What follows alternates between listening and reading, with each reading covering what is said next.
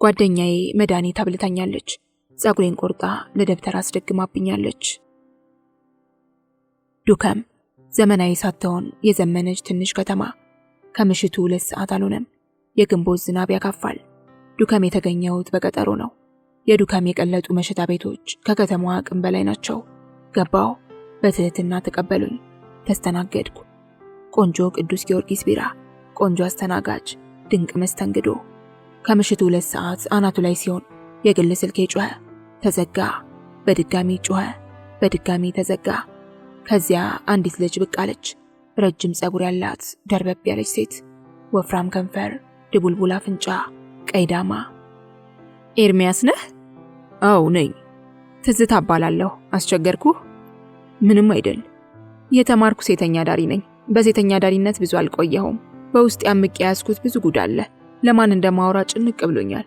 አንድ ነገር ስታወራው ቅልል ይልሃል። ካላወራው ግን ከውስጥ ስለማይወጣ በሽታ ሆኖ ያውካል። አጠገቤ የተማረች ሴት የለችም። ባወራትም የምትሰማኝ የለችም። መጽሐፍ አከራዩ ሰዓት እላፊ የሚል መጽሐፍ ሰጠኝና ነበብኩት። የሆነውን ሁሉ ላጫውትህና አርዳኝ። ከዚህ በላይ መቆየት የለብኝም። ሳላስበው ስህተት ላይ ወድቄያለሁ። እዚህ ቆየሽ?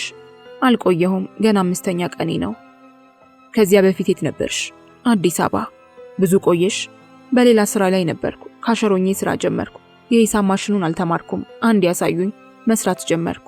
ሌሎቹ ስልጠና ወስደዋል። ሂሳብ አይጎልብሽም? አይጎልብኝም። ማሽኑ ኮድ አለው። መለያው ላይ ቁጥሮች ስላለ አያስቸግረኝም። ሂሳብ ጎድሎብኝ አያውቅም። ደሞዝስ? 600። ማን አስገባሽ? ቤት ከምትቀመጥ ትስራ ብሎ ዘመድ አስገባኝ። እየተመላለስሽ ነው የምትሰሪው? እዚያ እያደርኩ ነው። ከጧቱ 3 ሰዓት ጀምሮ እስከ ሌሊቱ 6 ሰዓት ድረስ ሰራለሁ። ስራ ካለ እስከ 7 ሰዓት እንቆያለን። አዳሬም ውሎዬም እዛው ነው። ታዲያ ወደዚህ ስራ እንዴት ገባሽ? 1 ወር አይሆነኝም ሴተኛ ዳሪ ከሆንኩ። ሴቶቹ ናቸው የገፋፉኝ። ሁሉም አልተማሩም። አንዷ ብቻ ናት 8ኛ ክፍል ደርሳ ያቋረጠችው። ከ6 ሰዓት በኋላ ቢዝነስ ያልሄዱ ሴቶች እኔ ክፍል መጥተው ይጫወታሉ። ሲጫወቱ ደሞዜን ጠየቁኝና ነገርኳቸው። ሰደቡኝ። በወር የምታገኙን በቀን ለዚያውን በሰዓት አታገኘዋለሽ። የካሸር ስራ ይቅርብኝ ብለሽ ንገሪው ሰውየውን አሉኝ። ሴተኛ ዳሪ ልሆን ብዬ ተቃወምኳቸው። እነርሱ ግን ሳቁብኝ። እኛ ሴተኛ ዳሪ ሆነው ወደን አይደለም፣ ወይ ወደ ቤተሰቦችሽ ተመልሰሽ ግቢ፣ ወይ ደግሞ ሴተኛ ዳሪ ሆነሽ ህይወትሽን ምሪ ሲሉ ይችን ልብስ ለብሼ ጀመርኩ። ባለቤቱ ይቅርብሽ፣ በ600 ብር ደሞዝ ጀምረሽ ታድጊያለሽ፣ ጥሩ ባል ታገኛለሽ ሲለኝ ሰማሁት። ሴተኛ ዳሪዎቹን መወሰን አቃተኝ። ጋሼ ደሞዝ ጨምርልሻለሁ አለኝ ስላቸው ሰደቡኝ። ጋሼ የራሱን ጥቅም ነው የሚያየው። በ600 ብር ቀኑን ሙሉ የሚሰራለት እንዳንቺ አይነት የዋህና ታማኝ ሴት አያገኝም። ከ3 ሰዓት እስከ ሌሊቱ 6 ሰዓት የሚሰራለት ከየትም አያመጣም። በ600 ብር እንደ ባሪያ እኮ ነው የገዛች ሲሉኝ እውነታቸውን ነው ብዬ ተስማምቻለሁ አልኳቸው። ካሸር ሆኜ የሚያውቀኝ ሰው ለመጀመሪያ ጊዜ በቢዝነስ አወጣኝ። 200 ብር ሰጠኝ ጊዜያዊ። ልጁ ጨርሶ ከሄደ በኋላ ካሸሯን አወጣዋት ብሎ ለጓደኞቹ ነገራቸውና ጓደኛው መጥቶ ጠየቀኝ። በቀን 2 ጊዜ ጊዜያዊ መሄድ የሚያስቀጣ መስሎኝ ነገ አልኩት። ሴቶች ቤት ያሉት ሴተኛ ዳሪዎች ሳቁብኝ። በቀን ከአንድ በላይ የማይቻል መስሎኝ ሸኘሁት። በነጋታው ልጁ መጥቶ በ200 ብር ጊዜያዊ ያወጣኝ። ሁለተኛ ሰው። በሶስተኛው ቀን ደግሞ ጋሼ የምንላቸው አንቱ የተሰኙ ሰውዬ የቀይ ዳማዋን ልጎብኛት ብለው ወሰዱኝ። 200 ብር ሰጥተውኝ ጊዜያዊ ገባሁ። በ3 ቀን 600 ብር ሳገኝ ሴቶቹ የመከሩኝ ሁሉ ትክክል እንደሆነ አሰብኩ። በአራተኛው ቀን እብድ አወጣኝ። የአእምሮ በሽተኛ? አዎ። እንዴት አወቅሽ? አንቺን የምትመስል እህት አለችኝ፣ ሞቴን ካንቺ ጋር ያድርገው፣ 100 ብር አለችኝ፣ እሺ በይኝ ብሎ ገባ። አሳዘነኝና እሺ አልኩት። እያጓራ እየፎከረብኝ አክንትፍ እያለ ደብድቦኝ ጨርሶ ሄደ። ወጥቶ ከሄደ በኋላ የለየለት እብድ መሆኑን ሴቶቹ ሲነግሩኝ እንደ እብድ አደረገኝ። በ100 ብር ያወጣኝ እብድ ሲመጣበት የጫት ገረባ ጸጉሩ ላይ ሰክቶ ብቻውን እየለፈለፈ የሚዞር እብድ መሆኑን ሲነግሩኝ ይበልጥ ታመምኩ። እኛ ቤት ያለችው ዌተር መልስ ሰጣለሁ ብላ ብር ስታወጣ 100 ብር ጣለች። እብዱ አፈፍ አድርጎ አነሳና ለኔ ሰጥቶ አወጣኝ። ከእብዱ ጋር ከወጣው በኋላ ለሊት ያቃዠኛል። ይህ ስራ መጥፎ ነው። ብር ሰጥቶ ከኔ ጋር የሚተኛው ማን እንደሆነ እንኳን ስለማላውቅ በሰራው ስራ በጣም አዝኛለሁ። የአእምሮ ህመምተኛው ከተኛሽ በኋላ ስራውን ተውሽ? ቢዝነስ የሚሉትን ስራ ቆሜ ዘመዶቼ ቤት ተመልሶ መግባት ነበር። ሴቶቹ ግን ተቃወሙኝ። እብድ አወጣኝ ብለሽ አትደንግጪ፣ ቡና ቤት የሚመጣው ሁሉ እብድ ነው ሲሉኝ ተጽናናሁ። ከዚያ ቢዝነስ መስራቱን ቀጠልሽበት? አዎ ቀጠልኩ። ከስንት ሰው ጋር ወጣሽ? ከ9፣ ከአዲስ አበባ 6፣ እዚህ 3። ስለ ሁሉም ጽፌያለሁ። ቆይ መጣሁ። ሄደች። ደርባባ ሴት፣ ድቡልቡል አፍንጫ፣ ረጅም ጸጉር፣ ረዥም ቀሚስ ተመልሳ መጣች። ይሄ ዲያሪ ነው። የዘጠኙም ሰዎች ታሪክ ይኸውልህ፣ አንብበው። የሰው ዲያሪ እኮ አይነበብም። ግድ የለህም አንብበው። በቁጥር ተጽፏል። ቁጥር 1 ልጁ ብለዋለች። በ200 ብር አወጣኝ ይላል። ቁጥር 2 ጓደኛው ስትል ጠቅሰዋለች። 200 ብር ሰጠኝ ይላል ጽሑፉ። ቁጥር 3 ጋሼ ብለዋለች። ከጋሼ ጋር በ200 ብር ወጣው። ጋሼ አባቴን መሰሉኝ። እንደ አባቴ ሽበት ወሯቸዋል። ጋሼ አያቴ ይሆናሉ። ጋሼ ቶሎ አይጨርሱም እንዴ ስላቸው ቅንቅናም ብለው ሰደቡኝ ይላል በቁጥር 3 ላይ ያሰፈረችው ጽሑፍ። ቁጥር 4 እብዱ ብለዋለች። የቁጥር 4 ማስታወሻ ርዕስ መፈጠሬን ረገምኩ። እናቴ ቅርበኝ፣ በማርና በወተት ከሰው በላይ ያሳድገሽኝ፣ የምትጠያቸውን ሴቶች ስራ ገባሁ። እማዬ እብድ አወጣኝ፣ ወልደሽ ለእብድ ሰጠሽ ካለች በኋላ እብዱ አጓራብኝ፣ እብዱ ተፋብኝ፣ እብዱ ደበደበኝ። የእብዱ ሰውነት ይሸት ነበር። እናቴ ለዚህ በቃው፣ ያሳደግሽ ለዚህ ነበር፣ አዲስ አበባ የሰደድሽኝ ለዚህ ነበር ይላል። የከፈለኝ $50 ነው። ዶላሬት እንደሚመነዘር አላውቅም። ሰውየው አጭር ቻይና ሆኖ ጺማም ነው። አጭር ቀሚስ ከለበሱ ሴቶች መካከል እኔን እንግዳይቱን መርጦ ወሰደኝ። ሾፌሩ አዳርን የሚፈልግ ሲለኝ ተቃወምኩት። 2 ጊዜ ተጠቅሞ ሰደደኝ። ዶላር አይቼ አላውቅም ነበር። ለጓደኛዬ መንዝሪልኝ ብዬ ሰጥቻት ጠፋብኝ አለችኝ። እማዬ እወድሻለሁ፣ አይ ላቭ ዩ እማ፣ ልጅሽ ሴተኛ ዳር ሆነችብሽ ይልና የቤተሰብ ሚስጥር አለው። ለእናንተ ይህ በቂ ነው። የቤተሰቡን ሚስጥር እናድርገው። የማንንም ቢሆን ዲያሪ ማንበብ ነውር ቢሆንም አነበብኩት። አሁንም አልበቃኝም። ቀጠልኩበት፣ ዘለቅ 8000፣ 7000፣ 5000 የሚሉ ቁጥሮችን ተመለከትኩ። ደግሞ መልሼ ገለጥኩ። በትልቁ ራሴን ብገልጽ ይላል። የጥያቄ ምልክት አለበት። ገለጥኩ። አሁንም በትልቁ እማ እብድ እኮ አወጣኝ ይላል። ገለጥኩ። የአይጥ መርዝ ጠጥቼ ልሙት እማ ይላል። ከዚያ በላይ መሄድ አቃተኝና በገዛ ፍቃድ የዲያሪውን ጠረጴዛ ላይ ቁጭ አደረኩት። ጠጣ አለችና የቅዱስ ጊዮርጊስ ጠርሙሱን ገፋ አደረገችልኝ። ብርጭቆ የለም። ቆንጆ አስተናጋጅ ድንቅ መስተንግዶ ሰጠች ብዬ ሳስብ ብርጭቆ ላይ የሞተ ዝንብ አየሁና ብርጭቆውን ገፋ አድርጌ በጠርሙሱ መጠቀም ያዝኩ። በካሸርነት ስንት ወር ሰራው አልሽኝ?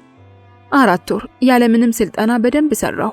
ማሽኑ ከባድ መስሎኝ ነበር፣ ግን ቀላል ነው። ያለ ደረሰኝ ትሰሪያለሽ?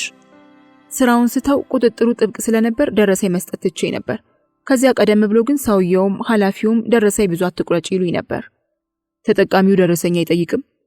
ብዙ ሰው አይጠይቅም። የሂሳብ ጠረጴዛው ላይ ቁጭ አድርገው ከሄዱ ደረሰኝ አትቁረጭ ይሉኛል።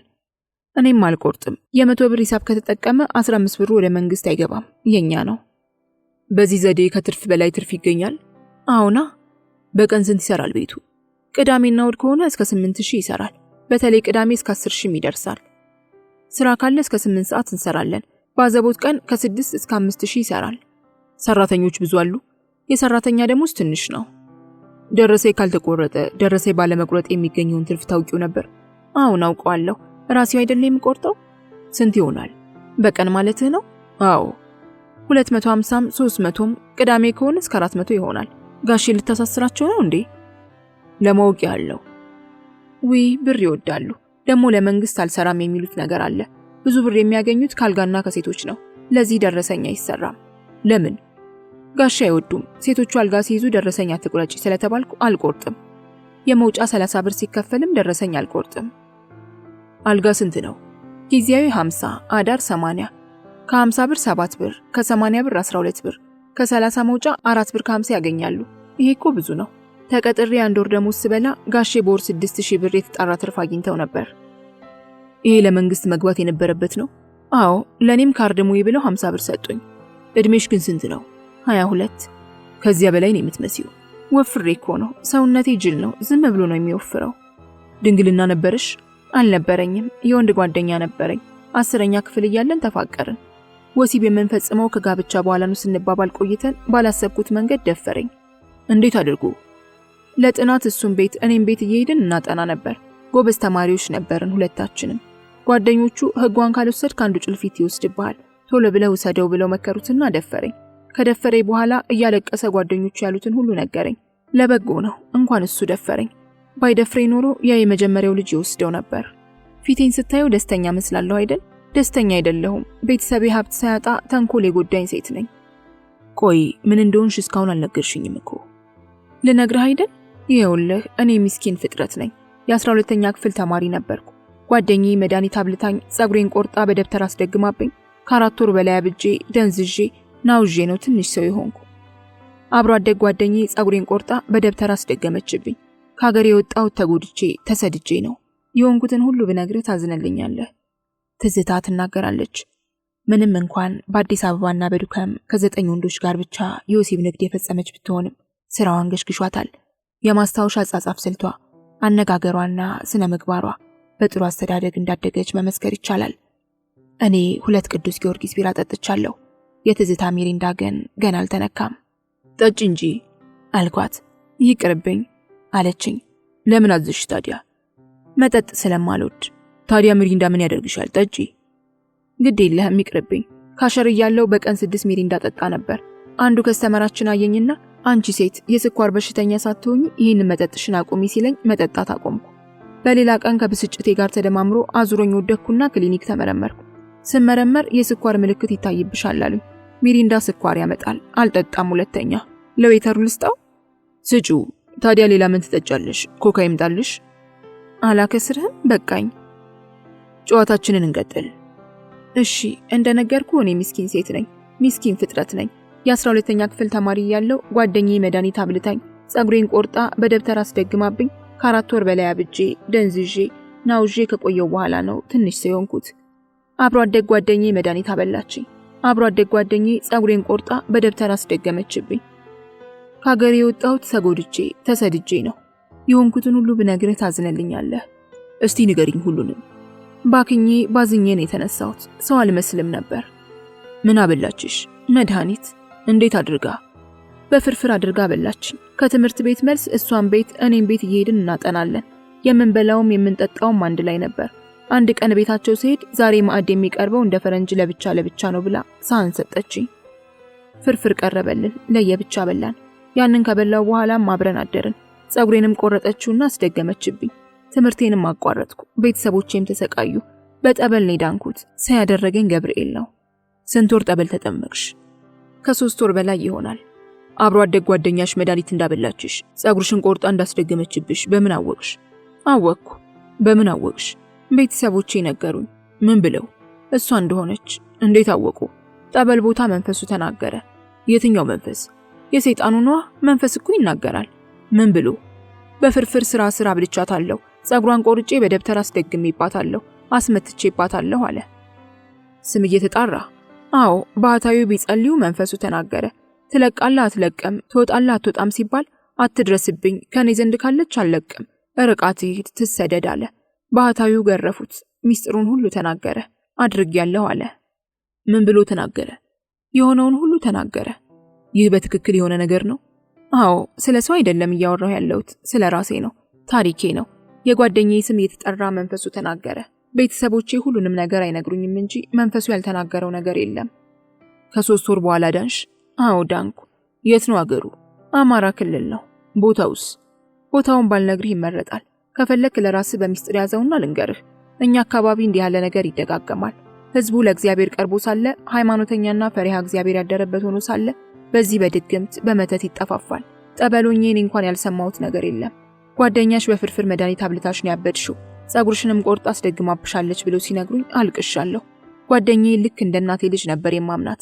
ግን ስር መድኃኒት በፍርፍር አበላችኝ። ልታጠፋ ይኖሯል። እዚያ ጠበል ሳለው ወንድም በወንድሙ ላይ ለጥፋት ሲነሳሳ ተመልክቻለሁ። እንዴት? ታላቅየው ታናሽ ወንድሙን መድኃኒት አበላው። ጠበል ቦታ ነው የሰማሁት። ታናሹ በሀብት ስለበለጠውና ንብረት ስላፈራ መድኃኒት አብልቶ አሳበደው። ከኔ ጋር ነው የተጠመቀው። ተናዘዘ መጥፎ መንፈሱ። ወንድሙን ያዘዘኝ እሰርልኝ አለኝ፣ አሰርኩት አለ። ሀብት ለመውረስ ብሎ እናቱን ያሳበዳትም ተመልክቻለሁ። ሴትየይቱ ሀብት ያላቸው ናቸው። በደብተር አስተብትቦ አሰራቸው። ልሳናቸው ተዘጋ፣ ማስተዋል ተሳናቸው። ከኔ በፊት ኖሯል ወደ ጠበል ቦታ የመጡት። ዳኑ ታዲያ? አዎ ዳኑ። አንቺ ጸጉርሽ ሲቆረጥ የምታስታውሹ ነገር አለ? እንዴት አድርጌ? የማስተዋል ችሎታዬን ሙሉ ለሙሉ አሳጥተውኛል። አበላችሽ የተባለው መድኃኒት ምንድን ነው? ስር ነዋ። አውሬው ምኑም የተደበላለቀበት የማይገድል ግን የሚያሳብድ ብኩን አድርጎ የሚያስቀር። ይሄ ሁላ አዲስ አበባ ያለው እብድ እኮ የራሱ ታሪክ አለው። እግዚአብሔር እብድ አድርጎ የሚፈጥር መሰለህ? በተለይ በእኛ ክልል ይሄ ይበዛል። ሰው ይጠፋፋል። ይሄ በእኔ ላይ የተፈጸመው ለሁለተኛ ጊዜ ነው። በአባቴም ላይ ተፈጽሞ ነበር አሉ። ለደብተራው ይከፈላል? ምን አልከኝ? እከሌን አበላሽልኝ ተብሎ ለደብተራው ሲነገር ለደብተራው ክፍያ ይፈጸማል? አዎ፣ ጠበል ቦታ እኮ እንሰማለን። ያ ዱርዬ ሀብት ለመውረስ ብሎ እናቱን ያሳበዳት ደብተራው ተብትቦ ነው ያሰራት። መንፈሱ ሲናገር ምን ቁርጥ አድርጎ አሰርካት ሲሉት ባህታዊው ንብረቱን ልካፈል ነበር አለ። ሴትየይቱ ግን ዳኑ። የሴትየዋ እህቶችና ልጆች በብስጭት መሬት ላይ ተንከባለሉ።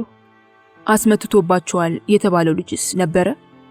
የት እንደገባ አይታወቅም አሉ። ጠፋ። ጓደኛሽስ አሁን የት ናት? በሰላም ትኖራለች፣ ትማራለች። የኔን ህይወት አሰናክላ እየኖረች ነው። የሆነውን ታውቃለች? ታውቃለች እንጂ በደንብ። መጀመሪያ ላይ ጠፍታ ነበር። ኋላ እኔ ጠበል ሲሄድ ተመልሳ ቤቷ ገባች። እንዲህ ያደረገችው ለምን ይመስልሻል? ቅናት ነው። እኔ እንደምታየኝ ነኝ። ብዙም ማሳሳች መልክ የለኝም፣ ግን የሰው መውደድ አለኝ። ሰው ለምን ይወድሻል ትለኝ ነበር። የኔ ነገር ሁሉ ያስቀናታል። በትምህርቴ ስለምበልጣትም ትቀና ነበር። በፀጉሬም ትቀና ነበር። በትምህርትሽ ጎበዝ ነበርሽ? አዎ፣ ከ3ኛ በታች ዝቅ ብዬ አላውቅም። 10ኛ 2ኛ፣ 11ኛ 3ኛ ነበር ደረጃ። በዚህም ትቀና ነበር። የምትወጂው ትምህርት አይነት? ባዮሎጂና ማትስ። ምን ለመሆን ነበር ፍላጎትሽ? ሐኪም። ዩኒቨርሲቲ መግቢያ ሲቃረብ እኮ ነው ጉድ ያደረገኝ። የታናሽ ዩኒቨርሲቲ ገባች ሲሉኝ የአይጥ መርዝ ፈልጌ ራሴን ላጠፋ ነበር። ለምን? በለጠችኝ ብዬ። ኋላ ላይ ሴጣኔ ሲበርድልኝ ተጸጸትኩ። አሁን ሙሉ ለሙሉ ድነሻል? አዎ ድኛለሁ። ታዲያ ወደ ቤት መመለስ አልነበረብሽም? አልመለስም። ለምን? ከተመለስኩ አልለቃትም ብሏል መንፈሱ። ርቃ ካልሄደች በቀር አልተዋትም ብሏል። በተአምር ነው የዳንኩት እንጂ የተተበተበብኝ ከባድ ነበር። ከተመለስኩ መልሶ ያስረኛል። ቆይ በእግዚአብሔር ታምኛለሽ አይደል? አዎ። ታዲያ ካመንሽ ሙሉ እምነት ይኑርሻ። በጠበል ከዳንሽና መጥፎ መንፈሱ ከተሰበረ ድግምቱ ከተፈታ ለምን ትሰጊያለሽ? አንተ አገሩን አታውቀውም። ከባድ አገር ነው። ስታያቸው ለእግዚአብሔር የተገዙ ይመስልሃል። ወንዱ፣ ሴቱ፣ ሕፃን አዋቂው ሁሉ ቤተክርስቲያን ወዳድ ነው። ቤተክርስቲያን የሚቀር የለም። ውስጡ ግን ሌላ ነው። በእኛ ክልል በየቤቱ እንደኔ አይነት ተመሳሳይ ታሪክ አለ። መተት፣ ድግምት ይበዛል። አንዱን አንዱ ያጠፋል። አንዱን ሌላው ከበለጠ ጉድጓድ ይመኙለታል። ስንቱ መሰለ ከሚወደው አገር ተሰዶ የቀረው። ከተመለስኩ አብጄን የምታየኝ። አልመለስም። በእግዚአብሔር ሙሉ እምነት ይኑርሽ እንጂ። አለኝ፣ ግን ተመልሼ አልሄድም። አንተ አታውቀውም አገሩን። ስንት ነፍስ ጠፍቷል፣ ስንቱ አብዷል። መቼም አትሄጂም ማለት ነው? እርሱ ያውቃል። የት ነው የተጠመቅሽው? ገብርኤል። ሰው ሆናለሁ ብዬ አላሰብኩም ነበር። ስንት ተአምር መሰለ የተመለከትኩት። ይችን ዓለም አላውቃትም ነበር። አየኋት። ተስፋ የቆረጠ ሲፈወስ አይቻለሁ። ሞት የተባለ ሲድንና ተስፋ ሲዘራ አይቻለሁ። ጸጉርሽ ረጅም ነው። ረጅም ነው አልከኝ? አዎ። ጠበል ቦታ ሆኜ ሙሉ ለሙሉ ተቆርጬው ነበር። አድጎልኝ ነው። አሁን በሴተኛ ዳሪነት መቆየት ነው የምትፈልጊው ማለት ነው? አይዞሽ የሚለኝ ካገኘው ከዚህ ህይወት መገላገል እፈልጋለሁ። ምን ልርዳሽ? ከዚህ በኋላ ንግግሯን ጀምራ ሳትጨርስ ተጠራች። ትዝታ የሚል ድምፅ ተሰማ። ወይ ያለቻቸው። ነይ ወዲህ አሏት። ሄደች። ረጅም ቀሚስ፣ ረጅም ጸጉር፣ ድቡልቡል አፍንጫ፣ ወፍራም ከንፈር፣ የቀይ ዳማ። ሚስኪን ናት። ይህን ሁሉ መከራ የተሸከመች አትመስልም። አልፎ አልፎ በሐሳብ ወደ አገሯ ትሄዳለች። ወዲያው ደግሞ ትመለሳለች። ተመልሳ መጣች። ይቅርታ። ምንም አይደል፣ ቶሎ መተሻል። ይሄ ቅንቅናም ብላ ተሳደበች። ምን አጋጠመሽ አልኳት። የቤቱን ሴት የጨረሰ አንድ ቅንቅናም አለ። አዲስ ገቢ ሴቶችን ሁሉ ካልቀመሰ እንቅልፍ አይተኛም አሉ። አዲስ ገቢ መሆኔን አውቆ ሊተኛኝ ፈልጎ ነው። ታዲያ ምን ችግር አለው? ለዚህም አይደል እዚህ ቦታ የተገኘሽው? አንተን ለዛሬ ስቀጥር ከራሴ ጋር ቃለ መሐላ ፈጽሜ መጽሐፍ ቅዱስ ይዤ ምዬ ነው። ከዚህ ሰዓት ጀምሮ ቢዝነስ ላልሰራም እያለሁ። እርግጠኛ ነሽ? የቤተ ክርስቲያን በር ዘግቻለሁ። ዳግመኛ አልሰራም። ወደ ካሸርነት ልትመለሺ? አልመለስም። ይህም ቢሆን መጥፎ ስራ ነው። ያልበሰለች ሴት ልትሰራ የሚገባ ስራ አይደለም። ወጣት ከሆነች ሴቶቹ ያሳስቷታል። እሺ ታዲያ ምን አሰብሽ? ዋና የፈለኩ ውስጤን ላንተ መተንፈስ ጥሩ እንቅልፍ ስለሚያስገኝልኝ ነው። ውስጤ ሲተራመስ ሌላ በሽታ ሰጥቶኛል። አሁን የውስጤን ሳወራ ቅልል ብሎኛልም። እንዴት ትኖሪያለሽ? መኖር ያላጣም። እኔ ካንተ የምፈልገው አይዞሽ ብለህ ተስፋ እንድትሆነኝ ብቻ ነው። ናዝሪት ዘመድ ያለች የቅርብ ዘመዴ፣ እሷ ዘንድ እኖራለሁ። ቤተሰቦቼም የሚያስፈልገኝን ይልኩልኛል። የት እንዳለሽ አያውቁም? ብቸኝነት ከሚሰማኝ ብዬ ስራ ጀምሬያለሁ ያልኳቸው። ዝርዝሩን አልነገርኳቸውም። በዝርዝር ብነግራቸው የሞትኩ ያህል ነው የሚቆጥሩት። የብር ችግር የለብንም። ታዲያ ምን ልርዳሽ? ትምህርት አስመዝግበኝ። ምን ማጥናት ትፈልጊያለሽ? የግል ኮሌጅ መግባት እፈልጋለሁ። ነርሲንግ አጥንቼ ታሪኬን ልቀይር፣ ቤተሰቦቼንም ላረጋጋ። ሙሉ ለሙሉ ግን ድነሻል? ድኛለሁ። አልፎ አልፎ ብቸኝነት ሲሰማኝ የትምህርት ቤት ጓደኞቼ ትዝ ሲሉኝ ይበሳጫለሁ እንጂ ሰላም ነኝ። ትዝታ እውነተኛ ስምሽ ነው? አይደለም፣ ሴቶቹ ናቸው ትዝታ ብለው ያወጡልኝ። እውነተኛ ስሜን እነግርሃለሁ፣ ግን እንዳትጽፈው። የጓደኛሽና ያንቺ ቤተሰቦች ጥለኞች ናቸው? አዎ። ድጋፍ ትፈልጊያለሽ? አልፈልግም፣ ብቻ አይዞሽ በለኝ። ትዝታ ወደ ዘመዶቿ ቤት ተመልሳለች። አዳማ። የመሸታ ቤት ህይወቷም ተቋጭቷል። በ2004 ዓ.ም በአንዱ የግል ኮሌጅ የነርሲንግ ተማሪ ሆናለች። የሚጣ የመጨረሻ ማስታወሻ። HIV የያዘኝ በ14 ዓመቴ ነው። ድንግልናዬን ያስወሰድኩት በ2 ብር ነው። ከ82 ወንዶች ጋር ያለ ኮንዶም ወጥቻለሁ። ዱከም 25 ሴተኛ ዳሪዎች፣ ከ10 በላይ ዌይተሮች፣ ከ50 በላይ ተስተናጋጆች። ሰውየው ተጫዋች ናቸው። ባያውቁኝም ጨዋታ ብጤ ጀምረዋል። ያወራሉ፣ እኔም አዳምጣለሁ። ያወራሉ፣ መልስ አልሰጣቸውም። አዲሱን ትውልድ ይሳደባሉ፣ ልጆቻቸውን ይረግማሉ፣ ሴቶቹን ያንቋሽሻሉ። አይ ጊዜ፣ አይ ይህን ጉድ ልታሳየኝ ኖሯል ያቆየኸኝ ይሉታል እግዜርን። እግዜር መልስ የለውም። አይሄ ይላሉ፣ ደግሞ ይቀጥላሉ። ምነው እንደ ግራዝማች ገሌ ባላምባራዝ ገሌ ቢወስደኝ አሁን የኔ መኖር ምን ይጠቅማል አሉና ምራቃቸውን እንትፋሉ። የምራቁ ፍንጣሪ እኔና አጠገብ የተቀመጡት አንድ አዛውንት ዘንድ ደረሰ። አዛውንቱ ከፋቸው። ይቅርታን ጠብቀው ነበር፣ ግን አላገኙትም። በድጋሚ እንትፋሉ። ፍንጣሪ የለም። አዛውንቱ ተነስተው ሄዱ። ስማ አሉኝ በንቀት። መልስ አልሰጠኋቸውም። ትሰማለህ አሉኝ በድጋሚ። ቀና ብዬ አየኋቸው። እኔና ይሄ ሽማግሌ እድሜያችንን ጨርሰናል፣ ለምን ይበሳጫል አሉኝ። ዝም አልኳቸው። እኛ እኮ ኖረናል፣ ለምን ይበሳጫል አሉና ከደረት ኪሳቸው በርካታ ወረቀቶችን አወጡ። ወረቀቶቹ በላስቲክ ታስረዋል። ይሄን ታያለህ አሉኝ። ምኑን አልኳቸው። ይሄን ሁላ ወረቀት አየሁት። ተመልከት፣ ይህ ወረቀት ኪሴ ውስጥ 31 ዓመት ቆይቷል። ከኪሴ ወጥቶ አያውቅም። ልብ አድርግ፣ 31 ዓመት ኪሴ ውስጥ ተቀምጧል። አሁን የማሳይህን ልብ ብለህ ተመልከት፣ እንካ አሉና ጭምትርትር ያለች ወረቀት ሰጡኝ። አነበብኩት። 31 ዓመት የተቀመጠ አይመስልም። ሸዋ ምግብ ቤት ይላል። አንብበው። እያነበብኩ ነው። ልብ አድርግ፣ ከቻልክ ካሁኑ ጋር አነጻጽረው። ቀጥል። እንደ ወረቀቶቹ ሁሉ የ31 ዓመት ዕድሜ ያላት የምትመስል መነጽራቸውን እየነካኩ ነው። አይናቸውን ያሻሻሉ። በላ አሉኝ። ወረቀቱ ላይ የሰፈረውን የምግብ ዝርዝር ለመስማት በመጓጓት የሸዋ ምግብ ቤት ሜኑ ነው። በ1967 ዓ.ም የቁርስ ምሳና ራት ዋጋ ዝርዝር አልኳቸው። አንገታቸውን ነቀነቁ። እኮ በላ። እሺ አባት፣ በልጮክ ብለህ። ከቁርስ ጀምሮ። እሺ ፍርፍር ስንት ይላል? 50 ሳንቲም። ይኸውልህ ልብ አድርግ፣ ቀጥል። እንቁላል ጥብስ 50 ሳንቲም፣ ቂንጬ 50 ሳንቲም ይላል አልኳቸው። ከዘራቸውን ተደግፈው ባርኔጣቸውን እያወዛወዙ በኃይል ሳቁ። ቀጥል በላ።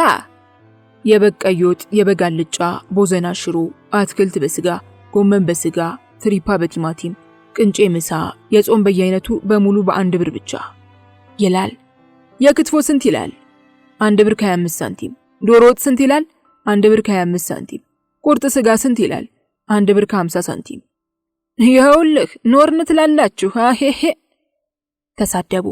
የሚሳደቡት ማንን እንደሆነ ባይታወቅም አጸያፊ ስድቦችን ጨምሮ የከፋ ስድብ ተሳደቡ። መርኩዛቸውን ተደግፈው ተነሱ። ወረቀቱ 2 ተከፈለ፣ ተቀደደ። ምሳና ራት ዝርዝር ካለበት ስር ኢንጆይ ዘ ሞስት ዴሊሺየስ ኢትዮጵያን ዲሽ አት ሸዋ ሬስቶራንት እስከሚለው ድረስ ወረቀቱ ተቀደደ። አዛውንቱ በያዙት ምርኩዝ አናቴን ሊሉኝ ሰደዱ። ሸሸው። ተሳደቡ። ቦታ ቀየርኩ። እሳቸውም ወጥተው ሄዱ። የሐምሌ ቆፈን ይዞኝ ስለነበር ብርጭቆ ጨብጬ ከሚጢጢ ጋር ተገናኘው። ሚጢጢ በአሁኑ ሰዓት በሕይወት የለችም።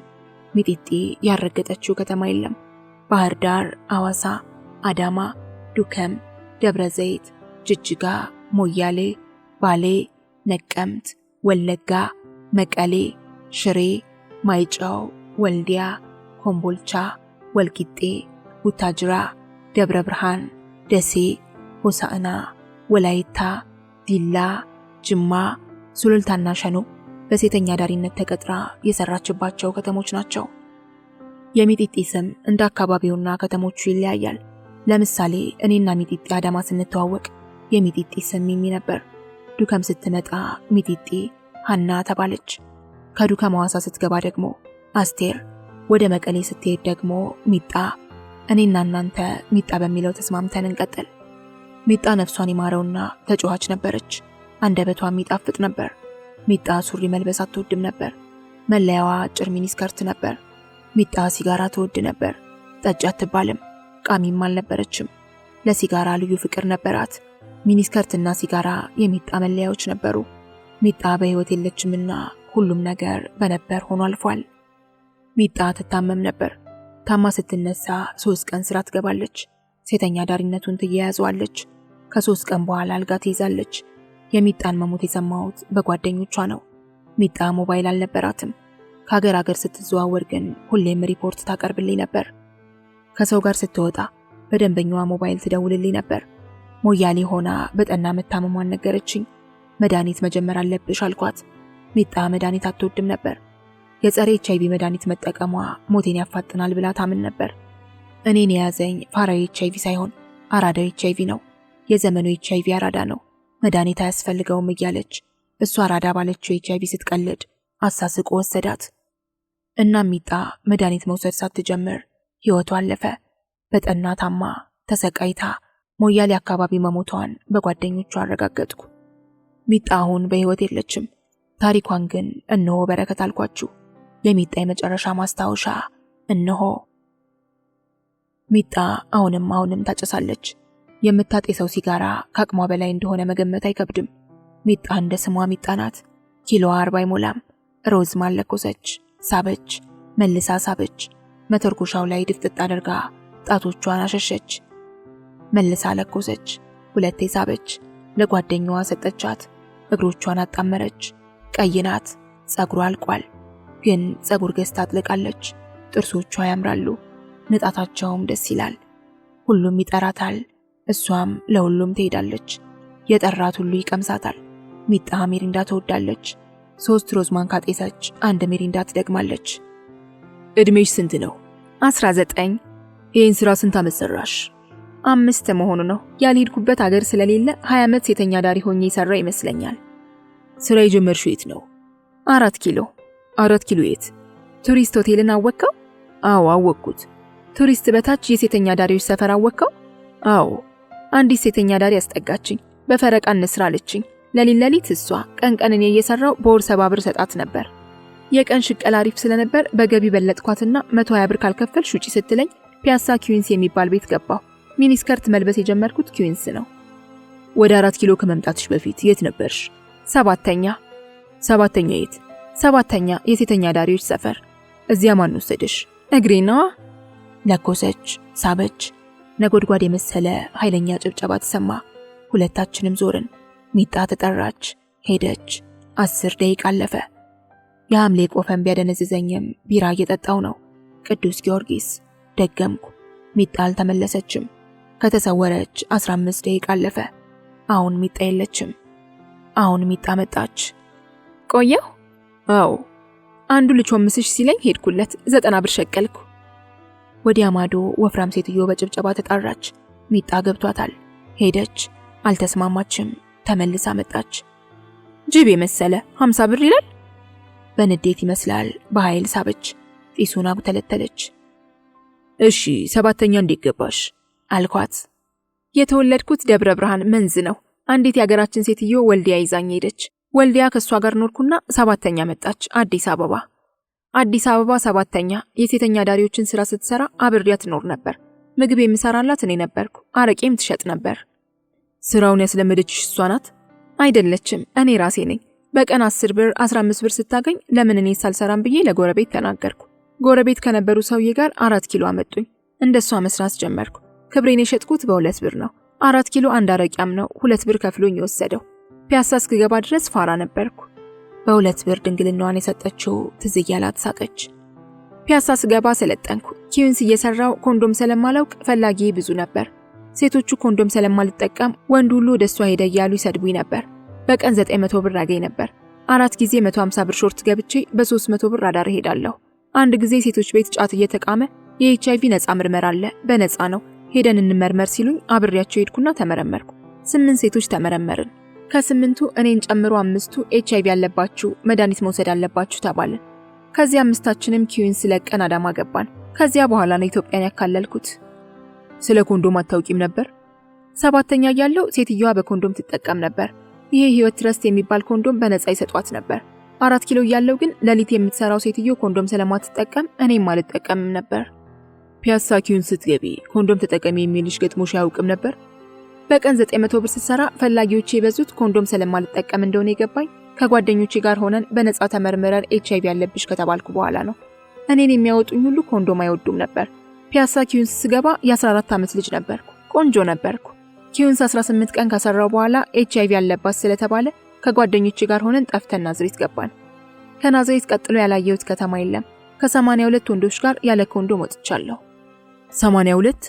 አዎ። ራስሽን ካወቅሽ በኋላ? አዎ። ለምን? በቃ ደስ አለኛ። ይሄ ምን ያስደስታል? ታዲያ እኔ ብቻዬን ልሞት ነው? ሁሉንም ብጨርሳቸው ደስ ይለኛል። ስትመረመሪ ሐኪሞቹ ምንም አላሉሽም? መክረውኛል። ሴተኛ ዳሪዎች ነን ስንላቸው ከተዋችሁ ምንም አትሆኑም አሉን። እኛ ግን ለበቀል ነበር የተነሳሳ ነው። 2ቱ ሞተዋል። አንዷ ጅጅጋ ሄዳ ሞተች፣ አንዷ ደግሞ ወልዲያ። አለ ኮንዶም ስትወጪ ትጽፊዋለሽ? አዎና። ለምን? ደስ ይለኛል። ውስጤ እኮ ብቀላን የሚያስበው ከበቀል ሌላ የማስበው የለም። ኮንዶሙ ይቅር ሲሉኝ እኔም አልወድም ይቅር እላቸዋለሁ። ራሴን ካወቅኩ በኋላ በተለያዩ ከተሞች ከ82 ወንዶች ጋር ያለ ኮንዶም ወጥቻለሁ። ተምረሻል? ተምሬያለሁ። ስለ 82ቱ እስኪ ንገሪ። ወንዶች ናቸው። ምን እነግርሃለሁ? ወንዶች ናቸው ማለቴ ወጣቶች፣ ተማሪዎች፣ ባለትዳሮች። እኔ ምን አውቃለሁ? እኔ ወንዶች መሆናቸውን ነው የማውቀው። ከ82ቱ 6ቱ ደንበኞቼ ነበሩ። ከ2ቱ ጋር ቤታቸው ሄድ ነበር። አርግዣለሁ እያልኩ ለማስወረጃ 800ም 1000 ብርም እቀበላቸው ነበር። ስታመም ቢዝነስ ስለማልሄድ በዚህ ዘዴ ነበር የምጠቀመው። መታመም የጀመርሽው መቼ ነው? ወልዲያ እያለሁ በጠና ታመም። ደም ያልቆ ልሞት ነበር። ኪሎዬ 36 ገብቶ ነበር። HIV ያለባት ሲባል ደሴ ገባሁ። ደሴም እያለሁ 3 ወር ቡና ቤት ሰርቼ ታመምኩ። ሴቶቹ ሐኪም ቤት ይዘውኝ ሄደው ደሜን ስመረመር HIV ያለባት ሲባል ራሴን እንደማላውቆኝ አለቀስኩ። ከደሴ ሸሽቼ ኮምቦልቻ ገባሁ። ኮምቦልቻ ልስማማሽ ሲለኝ ተመልሼ ናዝሬት መጣሁ። 1 ሳምንት ከታመምኩ በኋላ ድኜ ስነሳ 3 ቀን እሰራለሁ። እየታመምኩ እየተነሳው እሰራለሁ። ዱከም የመጣሁት የዱከም አየር ስለሚስማማኝ ነው። አንድ የሚረዳኝም ሰው አለ። አለ ኮንዶም ስለሚጠቀም አረገዝኩ ብዬው ለማስወረድ ብር ይሰጠኛል። ከታመምኩ ቢዝነስ ስለማልሰራ በዚህ ዘዴን የምጠቀመው። ወንዶች ሁሉ ይፈራሉ። ከሴተኛ ዳሪ ልጅ ወለደ እንዳይባሉ ቶሎ ብለው 1000 ብር ይሰጡኛል። በሱ ኖራለሁ። በወር ውስጥ 10 ቀን ቢዝነስ አልወጣም። ውስጤ በጣም ተጎድቷል። ደም የለሽም ይሉኛል ሐኪሞቹ። መድኃኒት ጀምሪ ሲሉኝ እሽላቸውና ተወዋለሁ። መድኃኒቱን ከጀመርኩ የምሞት ይመስለኛል። እኔን የያዘኝ ፋራው ሳይሆን አራዳ HIV ነው። መድኃኒት አልወስድም ስላቸው ይስቃሉ ሐኪሞቹ። ከ1 ዓመት በላይ ሆኖኛል በጠና መታመም ከጀመርኩ። አልጋ ከያዝኩ አልነሳም። በተለያዩ ጊዜ የማውቃቸው ወንዶች አርግዣለሁ ካንተ ማስወረጃ ስጠኝ እያልኩ 1800 ብር እየተቀበልኩ እኖራለሁ። ያምኑሻል? አለ ኮንዶም እንደምወጣ የሚያውቅብኝ የለም። ራሴን ካወቅኩ ጀምሮ ኮንዶም ተጠቀም ብዬ ቀውጠዋለሁ። በሁለተኛው ቀን ሲመጣ አለ ኮንዶም ወጥቼ አላውቅም። አንተን ግን ስለወደድኩ ነው መሰለኝ ኮንዶም አስጠላኝ። ከወደድኩት ሰው ጋር በመላጣው ደስ ይለኛል። ወድጄሃለሁ ስለው ያለ ኮንዶም ይጠቀማል። ከ15 ቀን በኋላ አረገዝኩ መሰለኝ ፔሪድ የቀረ ስለው ደንግጦ 1000 ብር ይሰጠኛል። ከሁሉም ወንዶች ጋር ስወጣ የምጠቀመው ዘዴ ይህንን ነው። ወንዶች ከሴተኛ ዳር የወለደ መባልን ስለሚፈሩ ይሰጡኛል። በየሳምንቱ ይህን ምክንያት እየተጠቀምኩ ብር አገኛለሁ። ሳምንት ያገኘሁት ልጅ አሪፍ ልጅ ነው። በጣም ያምራል። የመጀመሪያው ቀን ኮንዶም ተጠቅሞ 2 ያወጣኝ። በሁለተኛው ቀንም ይዞኝ አደረ። 2 ካወጣኝ በኋላ ኮንዶም አልወድም ስለው እኔም አልወድም አለና በባዶ ሄድን። የት ነው ያለው? ባህር ዳር። ምን አልሹ? ካንተ አርግዣለሁ ውለጁ ካልከኝ ልውለደው ስለው ደንግጦ 2000 ብር ላከልኝ። 1 ወር ሙሉ አርፌ ትላንትና ያቋረጥኩትን ስራ ጀመርኩ። ባለ ትዳር ነው? አዎ። መጀመሪያ HIV ያለብሽ ተብሎ እንደተነገረኝ ወንዶችን መበቀል አለብን ብለን ነበር ሁላችንም የተነሳ ነው። 5ታችንም መሞታችን ስለማይቀር ወንዶችን እናጥፋቸው ነበር የተባባልነው። እድሜ እየጨመረ ሲሄድ መታመም ሲጀምር ግን ኮንዶም አለመጠቀም ገንዘብ የማገኝበት መንገድ ሆነ። HIV ያለብኝና አለ ኮንዶም መውጣት የለብንም ካልኩ አንዱ ሊገለኝ ይችል ነበር። በኮንዶም ብቻ ከተጠቀምኩ አርግዣለሁ ብል ገንዘብ አላገኝም። እኔ ደግሞ ኮንዶም አልወድም። ኮንዶም የማይጠይቅ ይበዛል ነው የምትይ? አዎ። ኮንዶም ካልያዝኩ ጣልይ ብዬ ብሩን አፍንጫው ላይ ሲወረውርለት ለምኖኝ ከኔ ጋር ያድራል።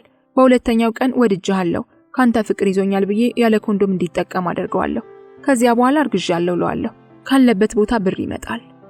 እድሜን ሲያዩ አይገምቱም። ሚጣ ኤችአይቪ ያለባት ብሎ የሚጠረጥር የለም። ከኔ ጋር ወሲብ የፈጸሙት ሁሉ ደስተኞች እንደሆኑ ይነግሩኛል። ግን ወንጀል እየፈጸምሽ ነው አልኳት። ተቃወመችኝ። እኔ ብቻ መሰልኩ? ሁሉም አለባቸው። ሁላችንም ብንመረመር ሁላችንም አለብን።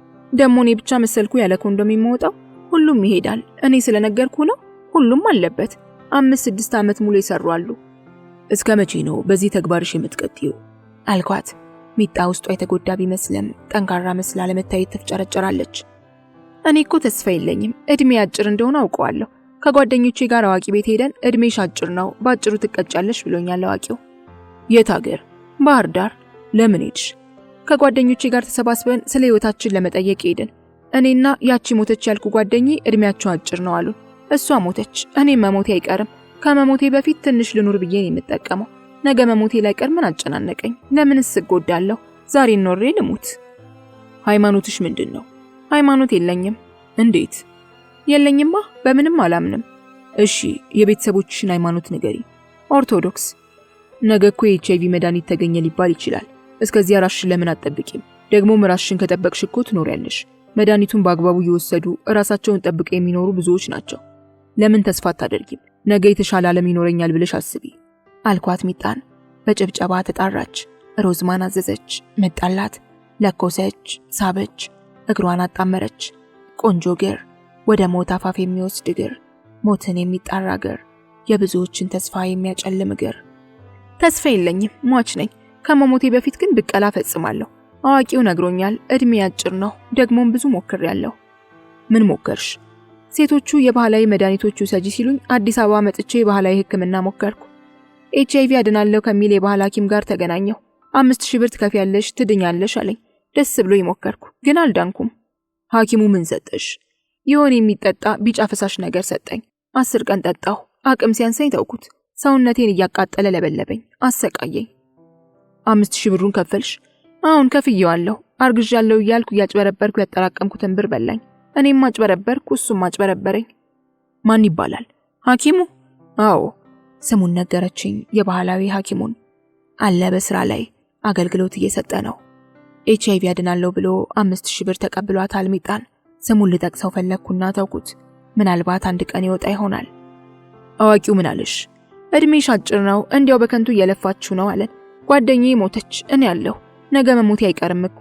ጓደኛዬ ስትሞት አዋቂው ያለው ሁሉ ትክክል እንደሆነ አረጋገጥኩ። አሁን ኪሎሽ ስንት ነው?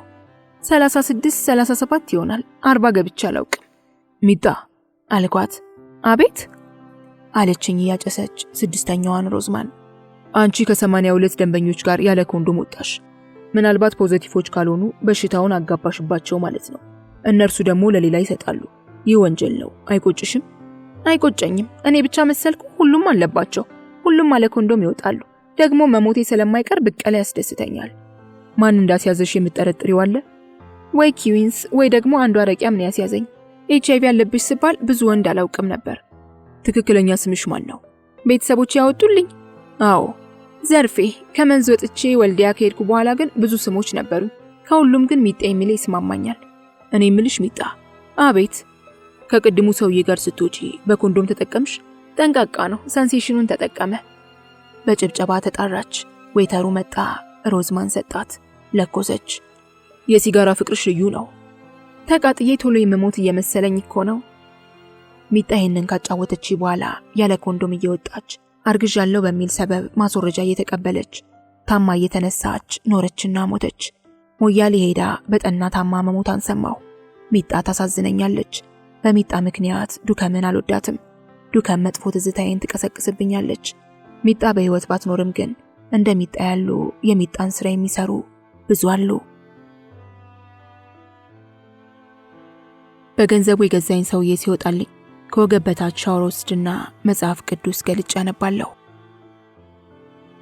ሰላሌ ፍቼ የአባባ ታምራት ሀገር መሲነኝ ባየው ታምራት ገለታ የራሱን ቤተ መንግስት የገነባባት እንደ ንጉሥ ተከብሮ የኖረባት የራሱን ተከታዮች ያፈራባት ሕፃን አዋቂውን ምሁሩን ያስኮበለለባት ሀብት የዛቀባት ከተማ። የሰላሌ ህዝብ ሳይከብደኝ አየሯም ሳይከብደኝ የዚያ ታምራት ገለታ የሚባለው መንፈስ ከበደኝ። አንዳንዶች ይስቁበታል፣ ያላግጡበታል፣ አንዳንዶች ደግሞ ያዝኑለታል። እንደ ከበደኝ ሰላሌ ፍቼ ደረስኩና ከቆንጆዋ ጋር ተጨዋወትን። አለባበሷ የአንድ ሚኒስተር ሴክሬታሪ ያስመስላታል። ስርዓቷም እንደዚያው። ከዚህ ቀደም እንደዚህ አይነት አለባበስ አላየሁም። ስርዓት ያለው አለባበስ፣ ስርዓት ያለው አነጋገር። የተገናኘነው በቀጠሮ ነበርና ወግ ያዝን። ቆንጆዋም ተደላድላ ተቀመጠች፣ ዘናም አለች። እኔም እንዲሁ። ከየት መጀመር እንዳለብኝ አላውቅም። ከቁንጅናዋ ልጀምር ወይንስ ካለባበሷ? ወይስ ከአባባ ታምራት? ወይስ ከቆንጆዋ ህይወት?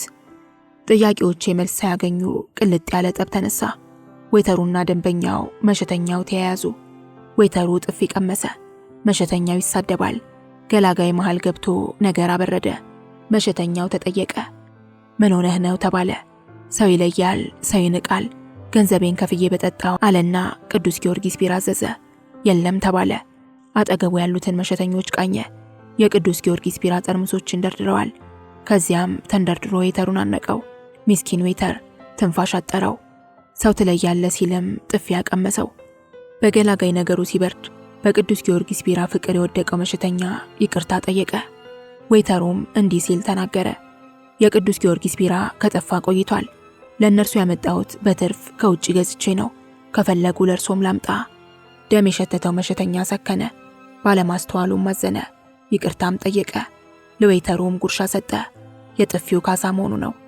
የቅዱስ ጊዮርጊስ ቢራ እጥረት ደም ሊያፋስስ ነበር። አሁን ወደ ቆንጆዋ ተመልሻለሁ። ጨዋታችንን ከከተማዋ ብንጀምርስ ብዬ አሰብኩኝ። ቀጠልኩ። የዚህ አገር ሰው ነሽ? አይደለሁም፣ የአዲስ አበባ ልጅ ነኝ። ከተማዋን ካወቅኳት 2 ዓመት አይሞላኝም። የተረጋጋች ከተማ ስለሆነች ተመችታኛለች። ታምራት ገለታን ታውቂው ነበር? በዝና አውቀዋለሁ። እርሱ ዘንድ ሄደሽ አታውቂም? በስመአብ ምን በደልኩ? አንዳንድ ሴቶች ይሄዱ ነበር። አባባ ታምራት ጋር ተባርከን እንምጣ እያሉ ይሄዱ ነበር። እኔ ግን ሄጄ አላውቅም። እንውሰድሽ ብለውሽ ነበር? ብዙ ጊዜ ጠይቀውኛል። እኔ እንዲህ ያለ ነገር ስለማላውቅ እሺ ያልላቸውም። አባባ ታምራት ምናቸውን ነው የሚባርከው? ገንዘባችንን ይባርክልናል፣ ሀብት ይሰጠናል ይላሉ። እና ሰጣቸው? አላውቅም። የታምራት ተከታይ የሆኑትን ሴቶች ልታሳየኝ ትችያለሽ? አሁንማ ተበታተኑ። እርሱ ሲታሰር አንድ ቀንም አላደሩ። አንዷ ሱሉልታ ከተማ ትሰራለች አሉ። ከተማዋን እንዴት መረጥሻት? መደበቅ ስለፈለግኩ መጣሁ። አሁን ተደብቀሻል ማለት ነው? አዎ፣ ማንም አያየኝም። አዋሳ፣ ናዝሬት፣ ዱከም፣ ደብረ ዘይት፣ መተሐራ፣ ባህር ዳር፣ ደሴ ለመሄድ ወስኜ ነበር። እዚያ ግን መደበቅ አልችልም። ከተማዋ ተስማምታኛለች። ለምን መደበቅ ፈለግሽ? ሰው ስላስጠላኝ ከሰው ርቄ መኖር ተመኘው። ሰው ማየት አልፈልግም። እዚህ ከተማ ሰው የለም? የዚህ ከተማ ሰው ጥሩ ሰው ነው። ህይወቱን ብቻ ነው የሚኖረው። ማን ምን እንደሆነ ማወቅ አይፈልግም። በሰው ህይወት ላይ ገብቶ አይፈተፍትም። የአዲስ አበባ ሰው እኮ በወሬ ይገልሃል፣ ሰው ያሳብድሃል። የገጠመሽ ችግር አለ? እነግርሃለሁ ያልኩ ይሄንን ነው። የኔ ስቃይ ማለቂያ የለውም። ቤተሰቦቼም በድለውኛል። የሰፈሬ ሰው በድሎኛል። ፍቅረኛዬም በድሎኛል። እኔ የተበደልኩ ሴት ነኝ። እንዲህ አምሮብኝ ስታየኝ ደስ ብሎኝ የምኖር ይመስልሃል? የጠወለቅኩ አበባ ነኝ። ውስጤ ምንም ደስታ የለም። ከ8 ዓመት በፊት አረብ ሀገር ሄጄ ነበር። ቤተሰቦቼ እዛ የላኩኝ ከሰው ተበድረው ነበር። በአንደኛው ዓመቴ የተበደልኩትን ከፈልኩ። በሁለተኛው ዓመቴ ኮንትራቴን ጨርሼ መጣሁ። ከጓደኞቼ ጋር ልዝናና ሶደሬ ሲሄድ አንድ ልጅ ተዋወቅኩና ፍቅረኛዬ ሆነ። ሸቀልቀል አድርጌ መመለስ ስለነበረብኝ ተመልሼ ሄድኩኝ። እንደሚያገባኝ ቃል ስለገባልኝ የሰራሁትን በሙሉ ለፍቅረኛዬ ልክ ነበር። 4 ዓመት ሙሉ የሰራሁትን እየላኩ ንግድ ጀመረ። ምን አይነት ንግድ? ጸጉር ቤት ከፈተ። የወንዶች ወይስ የሴቶች? የሴቶች። ዕቃውንም አሟላሁለት። የ6 ወር የቤት ኪራይ ተከፈለ። ለስራ ማስኬጃ የሚሆን ብር ላኩለት። ስራውን ጀመረ። ጸጉር ቤት ከከፈተ በኋላ ስራው ቀዝቃዛ ነው።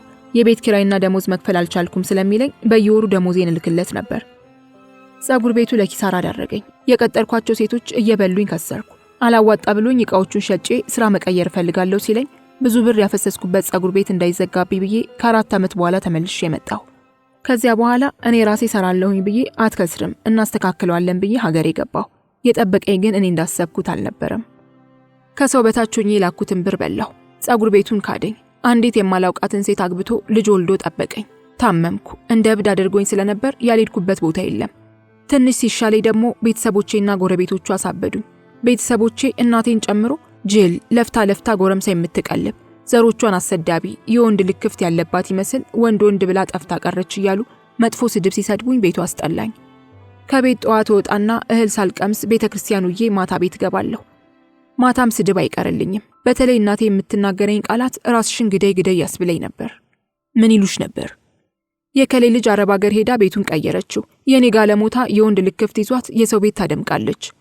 የቤተሰብሽን ጉሮሮ ዘግተሽ ወንድ ስትቀልቢ አዛኝቷ ማርያም አሳየችኝ። ጋለሞታን አልሸከምም። ማደሪያሽን በጊዜ ፈልጊ ስትለኝ ሞቴን ተመኝቼው ነበር። የእናቴ እርግማን ሲሰለቸኝ ከቤት እወጣለሁ። ከቤት ወጥቼ ሲሄድ የሰፈሩ እናቶችና ሴቶች ከንፈራቸውን እየመጠጡ ያልታደልሽ የተረገምሽ አሰዳቢ ሲሉኝ ቤተሰቦቼም ሰፈሬም አዲስ አበባም አስጠላችኝ። መርካቶ ሄጄ ስራ ፈልጋለሁ አልኩት ደላላውን። ሰላሌ ፍቺ ያደረሰኝ። ስራውን ጀመርኩ። ቁንጅናዬን ያየ ተመችቶኝ ደልቶኝ የምኖር ይመስለዋል። የኔ ህይወት ልክ እንደ ጠወለገ አበባ ነው። ቡና ቤት ለመግባት የወሰንሽው ወዲያው ነው? ወዲያው አልወሰንኩም። እናቴ በየቀኑ የምትሰድበኝ ጋለሞታ የሚለው ስድብ ውስጤን ጎርቶት ነበር። በጊዜ ማደሪያሽን ፈልጊ ስትለኝ የቤት ሰራተኛ ሆናለሁ ብዬ ነበር። ደላላውን ስጠይቀው አንቺንማ ሴቶች አይቀጥሩሽም፣ ባሎቻችንን ታሳስትብናለች ስለሚሉ አይቀጥሩሽም፣ ላንቺ የሚሆነው ስራ ቡና ቤት ብቻ ነው ብሎ ወሰነልኝና አስገባኝ። ከዚያ ለመድኩት፣ ሴቶችም አስለመዱኝ። እህት ወንድሞች የሉሽም? ታናናሾቼ ናቸው። አባትሽ በሕይወት የሉም? አባዬ አለ። አባዬ ቤታችን ውስጥ ድምፅ የለውም። ወሳኟ እማዬ ናት። አባዬ እንደ ሚስት፣ እማዬ እንደ አባት ሆነው ነው የሚኖሩት። አባዬ ምንም አቅም የለውም። እማዬ ያለችው እንጂ አባዬ ያለው አይሰማም። አባዬ ድምፅ ስለሌለው አያዝም። እማዬ ጋለሞታ እያለች ስትሰድበኝና ከቤት ስታስወጣኝ በውስጡ ያዝን ይሆናል እንጂ ምንም አላለም። አባትሽ ስራ አላቸው? አዎ ስራ አለው። እናትሽና አባትሽ ተጣልተው ያውቃሉ? አያውቁም። አባዬ ዝም የሚል ሰው ነው። ክፉ ቃል አይወጣውም። እማዬ ስትሰድበው እንኳን መልስ አይሰጣትም ነበር። ፍቅረኛሽ ለምን እንደዚህ እንዳደረገ አልጠየቅሽውም ነበር? ጠይቄዋለሁ። ምንም ሳይመስለው አንቺን አላፈቅርሽም፣ የማፈቅራት ልጅ ስላለች እሷን አግብቼ ወለድኩኝ አለ። ብሬ መልስልኝ አላልሽውም? ቀስ ብዬ እየሰራው ከፍልሻለሁ ብሎኝ ነበር። ደግሜ ግን አልጠየቅኩትም። ጸጉር ቤት ውስጥ ይሰራል? ይሰራል። በጣም አትራፊ ነው። ከሰርኩ ያለው አውቆ ነው። ስራን ቀይር ብሎ ደህና ብር እንድልክለት ነበር ፍላጎቱ። ምን ያህል ብር ሰጠሽው? ከተዋወቅን ጊዜ ጀምሮ ማለትህ ነው? አዎ።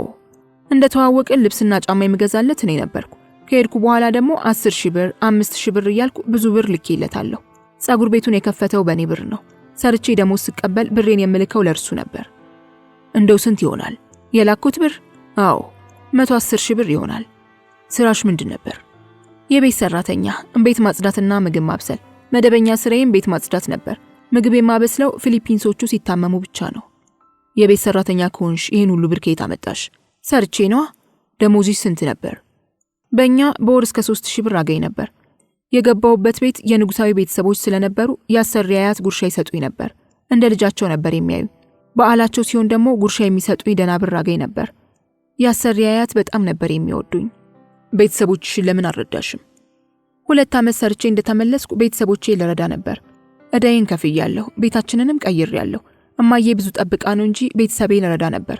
ከፍቅረኛዬ ከተዋወቅን በኋላ ግን ብር አታባኪ፣ ለቤተሰቦችሽም ቢሆን መላክ የለብሽም፣ አጠራቅመን ድርጅት ስለምንከፍት አትላኪ ብሎ ስላለኝ መላኩን አቆምኩ። አልፎ አልፎ ብቻ በዓል ሲመጣ ለበግ መግዣ እያልኩ ልክ ነበር እንጂ መላኩን አቁሜ ነበር። ፍቅረኛዬን አሁንም ድረስ እወደዋለሁ። ክፉ እንዲገጥመው አልመኝም። ቡና ቤት ያሉት ጓደኞቼ ታሪኬን በዝርዝር ሳወራቸው አለቀሱ። እናስረግመውና ህይወቱ ይበላሽ ያሉኝ ነበሩ። እኔ ግን ክፉ እንዲገጥመው አልፈልግም። የት ነው የሚያስረግሙት? የሚረግሙ ሰው አሉ። ጫት ይገዛላቸውና የሰውየውን የሚረገመውን የህይወት ታሪክ ይነገራቸዋል። ፎቶግራፍም ይሰጣቸዋል። አልባሳትም ከተገኘ ተገኘ፣ ካልተገኘ ፎቶ ላይ ያለው ልብስ እየታየ ይረገማል። እናስ እርግማኑ ይደርሳል? ሴቶቹ ይደርሳል ይላሉ። የበደላቸው ሰው ካለ ሮጤ የሚሄዱት ሰውየው ጋር ነው። ጫት ሙሉ ይገዙለትና እርገምልን ይሉታል። የት ነው ያለው? እዚሁ ከተማ ነው። ክፍል ተከራይተውም ይጠሩታል። ጫትና ቡና ካለ ይረግምላቸዋል። የታምራት ገለታ አይነት ነው? እንደዛ ነው፣ ግን ብር የለውም። ጫት ከተገዛለት እርገምልን ካልከው ያልከውን ሁሉ ይረግማል። የኔን ፍቅረኛ ካላስረገምነው ብለው ለምኛ ያስተውኳቸው። እርግማኑ ይደርሳል እንዴ? የሚደርስም የማይደርስም አለ። አንዷ ሴተኛ ዳሪ ደንበኛዋ ብሯን ከልክሏት ጫት ገዝታ አስረገመችውና ደህየ። ደህይቶ ስታገኘው ደስ አላት። ካስረገምኩት በኋላ አጣ ነጣ ብላ ስታስወራ ነበር። ከተረገመ በኋላ ነው ደህየው። የኔን ፍቅረኛም ሊያስረግሙት ነበር። ቢበድለኝም ወደዋለሁ። ከወንድ ጋር ተኝቼ ስወጣ ሁሌም ረግመዋለሁ። አቡዬ ዋጋህን ይሰጡሃል፣ እመቤቴ ታሳየኛለች እያልኩ ረግመውና ወዲያው አቡዬ ይቅር ይበሉኝ፣ እመቤቴ ይቅር በይኝ እያልኩ አልቅሼ ይቅርታ እላለሁ። የተበደለ ሰው እግዚአብሔር ቅርቡ ነው ይባላል። እግዚአብሔር ጥሎ እንደማይጥለኝ ያውቃለሁ። በሁለት ነገር በጣም አዝናለሁ። ከፍቅረኛዬ በላይ እናቴ በድላኛለች። መከታ መሆን በሚገባት ሰዓት አውጥታ ጥላኛለች። አለኝታ ብትሆነኝ ኖሮ፣ እንደ እናት ብታጽናናኝ ኖሮ ሴትነቴን ለመሸጥ ባልበቃው ነበር። እናቴን ተቀይሜያታለሁ። ነገ ሰው እንደምሆን ደግሞ አውቃለሁ። እሱ በደል ስለፈጸመብኝ ፍርዱ በደል እንዲሆን አልፈልግም። መጽሐፍ ቅዱስ ስለ ይቅርታ ያስተምራል። ባይገርም ሾርት ወጥቼ ተጣጥቤ ስቀመጥ ማቴዎስ ወንጌልን አነባለሁ። እኔ ወደ ዝሙት የገባሁት የኔ የምለው ሰው በእኔ ላይ ዝሙት ስለፈጸመና ስለከዳኝ ነው። መጽሐፍ ቅዱስ መጽናኛዬ ነው። 4 ጊዜ ሾርት ከወጣው 4 ጊዜ መጽሐፍ ቅዱስ ገልጬ አነባለሁ። ከአረብ ሀገር የመጣሽው እንጋባ ብሎሽ ነው? አሰሪዎቼ እንዲሄድ አልፈለጉም ነበር። ደሞዝ እንጨምርልሽ ብለውኝ ነበር። እንደ ልጃቸው ያዩኝ ነበር። የለቀቁኝ ላገባ ነው፣ ፍቅረኛዬ እየጠበቀኝ ነው ስላልኳቸው ነበር። ልጅ ስትወልጂ ይጠቅምሻል ብለው የህፃን ልጅ ልብስና አሻንጉሊቶች ስጦታ ሰጥተውኝ ነው የመጣሁት። ስመጣ ግን መጥፎ አጋጣሚ ተፈጠረብኝ። ፍቅረኛዬ ከሃዲ ብቻ ሳይሆን ክፉም ነው፣ ጨካኝ ነው። ልመጣ ነው ስለው አግብቻለሁ፣ ልጅ ወልጃለሁ ቢለኝ ኖሮ እዛው ቀር ነበር። እሱ የፈለገው የኔ ህይወት ተበላሽቶ እንዲቀር ነበር። ተስፋ ቆርጬ እብድ ሆኜ እንድቀር ነበር። እኔ ግን አለሁ፣ ነገም ህይወቴ ይቀየራል። ሴተኛ ዳሪ መሆኔ ላይ ቀር አረብ ሀገር ሴተኛ ዳሪ ሆኜ በመጣ ኖሮ እዚህ ቤት አልሰራም ነበር። የማገኛቸው ኢትዮጵያውያን ሴቶች ገርዳም የሆነሽ አያልፍልሽም፣ ነይ ከኛ ጋር ቢዝነስ ስሪ ይሉኝ ነበር። እንደዚህ መሆኔ ላይ ቀር የአረብ ሀገር ሴተኛ ዳሪ ሆኜ ገንዘብ ባለመያዜ ይቆጨኛል። እርሱ ከሃዲ ብቻ ሳይሆን ጨካኝም ክፉም ሰው ነው። እመቤቴ ደግሞ ታሳየኛለች አለችና ወዲያው ደግሞ እመቤቴ ይቅርበኝ ብላ እመቤቷን ይቅርታ ጠየቀቻት። የመጀመሪያሽ ነው? አዎ፣ ከሱ በፊትም ሆነ በኋላ ወንድ አላውቅ አለችኝ። ከዚያም ቡና ቤት የማገኛቸው ወንዶች ገንዘብ የሚሰጡኝ እንጂ ፍቅር የሚሰጡኝና ህይወት የሚሆኑኝ አይደሉም። ፍቅር የሰጠኝ የመጀመሪያውም የመጨረሻውም ሰው ከሃዲው ፍቅረኛዬ ነው አለችኝ። ለቀድሞ ጨካኝ ክፉና ከሃዲ ፍቅረኛዋ ያላት ፍቅር ሙሉ ለሙሉ እንዳልወጣ ስላረጋገጥኩ እንዲህ አልኳት። በደሉን በይቅርታ ቢያጥብ አብረሹ መኖር ትችያለሽ? አልችልም። ያስወለዳት ሚስቱስ ልጁስ ለእኔ የተፈጠረ ወንድ እሱ ብቻ መሰለህ አለችኝ። ልክ ብላለች። አስተዋይ ናት። ራስ ወዳድነትም አላየሁባትም። ብሩን ትይዣለሽ ወይስ ትበትኛለሽ? ሴቶቹ ገንዘቡ በረከት የለውም ይላሉ እንጂ ለኔ በረከት አለው። ሲይዘው ገና እጄ ላይ ሲገባ ባርክልኝ ይለዋለሁ። ይባርክልኛል። ብር አላጠፋም። አረብ ሀገር የመሄድ ሐሳብ አለኝ። ሴተኛ ዳሪ ለመሆን? ኖ፣ ከተሳካልኝ ይሰራለሁ። ከመሄዴ በፊት ጠበል እጠመቃለሁ። ኃጢአቴን በእግዚአብሔር ፊት እናዘዛለሁ። እንደ አዲስ ከዜሮ ተነስቼ አንድ ብዬ መኖር ጀምራለሁ። እድሜሽ ስንት ደርሷል? 30 ሞልቶኛል። 3 ዓመት ሰርቼ ስመጣ 33 ይሞላኛል። በ34 ዓመት ያገባለሁ። ለትዳር ያጨሽው ሰው አለ? እስካሁን የለም። እግዚአብሔር ለኔ ያለውን ይሰጠኛል። ምኞትሽን እውን ለማድረግ ራስሽን መጠበቅ ይኖርብሻል። እስካሁን እንዴት ነሽ? ኮንዶም ህይወቴ ነው። እቤቴን ያጣበበው ሴንሴሽን ኮንዶም ነው። አብሮኝ የሚወጣው ወንድ ጤነኛ ይሁን አይሁን የማውቀው ነገር ባይኖርም ጤነኛ ካልሆነ ጋር ቢሆንም የምወጣው በኮንዶም ነው። በዚህ ህይወት እስካሁን ድረስ ህይወቴ ኮንዶም ነው። ኮንዶም ከቦርሴ ውስጥ አይጠፋም። ይህንን ህይወት ከጀመርኩ ጊዜ ጀምሮ 3 ጊዜ ተመርምሬያለሁ። ከኤችአይቪ ራሴን ስለምጠብቅ ተርፌያለሁ። ኮንዶም ባይኖር ኖሮ ብዙ ችግር ይፈጠር ነበር። የቡና ቤት ህይወትን ከኮንዶም ውጭ አላውቅም። አለባበስሽ ለየት ያለ ነው። እንደ ሴተኛ ዳሪ መልበስ አልወድም። ሴተኛ ዳሪ ሆንኩት በአጋጣሚ ስለሆነ የቤት ልጅ አለባበስ ይናፍቀኛል። የአሰሪ አያት ከባልሽ ጋር ሽርሽር ስትሄጂ የምትለብሹ ልብስ ነው ብለው ይገዙልኝ ነው። ከአረብ ሀገር ስመጣ የለበስኩትም ይህንን ነበር። የቤት ልጅ መሆን ናፍቆኛል። ጫት ትቅሚያለሽ? አልቅምም። ሞክሬ ተውኩት። ሲጋራ ታጭሻለሽ? አላጨስም። ሞክሬ ተውኩት። መጠጥስ? አልፎ አልፎ ቢራ ጠጣለሁ። ከጫቱ ከሲጋራውና ከመጠጡ የበለጠ መጽሐፍ ቅዱስ ሰላም ይሰጠኛል። በገንዘብ የገዛኝ ሰውዬ ኮንዶሙን ነቅሎ ሲወጣልኝ ከወገብ በላይ ሻወር ወስድና መጽሐፍ ቅዱስ ገልጬ አነባለሁ። ሰላምም አገኛለሁ። እርግጠኛ ነኝ ከዚህ ህይወት በጣም በቅርቡ ትወጫለሽ አልኳት። አውቃለሁ አለችኝ። በራስ የመተማመን መንፈሷን አደነኩላት። ልበ ሙሉ ናት። ምናልባት መጽሐፍ ቅዱስ ይሆናል ያበረታታትና ያጀገናት። ወደ ኋላ እንዳትመለሽ። ያለፈውን እያስታወሽ ራስሽን እንዳትጎጂ። ስለ ወደፊቱና ስለ ቀጣይ ህይወትሽ ብቻ አስቢ። ለመውጣት ካሰብሽም ፈጥነሽ ወስኚ። ከወሰንሽም በኋላ ማድረግ የምትፈልጊውን ፈጥነሽ አድርጊ አልኳት። ምርኩዜ መጽሐፍ ቅዱስ ስለሆነ እግዚአብሔር ይረዳኛል አለችኝ። አዎን ይረዳታል። አባት መሆን ያልቻለበት ቤተሰብ፣ እናት ትክክለኛ እናት ያልሆኑበት ቤተሰብ የቆንጆዋን ህይወት እዚህ ያደረሱት። ፍቅረኛዋ ካደረሰባት በደል የበለጠ እናቷ በኃይል በድለዋታል። በሷ አቅም ከ100,000 ብር በላይ ሰበሰበች፣ ለፍቅረኛዋ ላከች። ፍቅረኛዋም ሌላ አግብቶ ልጅም ወልዶ ተደላድሎ ተቀመጠበት። ዓለምም ህይወትም እንዲህ ናት። በአሁኑ ሰዓት ከአረብ ሀገር ባንዱ ትገኛለች። ተፈጸመ።